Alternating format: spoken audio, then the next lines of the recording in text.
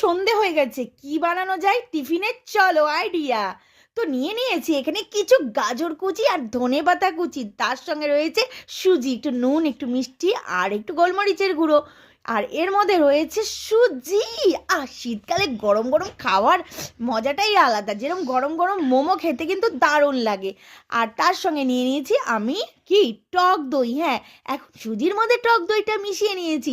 আর শীতকালে এরকম খাওয়ার খেতে কিন্তু দারুণ লাগে, সত্যি ঠিক না বলো তো?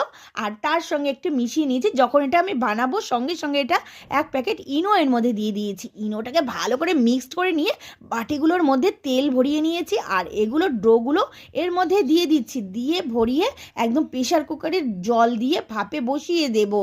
আর তারপরে ম্যাজিকটা হবে, দেখবে তোমরা। এই দেখো, 15 মিনিটেই হয়ে গেছে আমার সবজি ইডলি।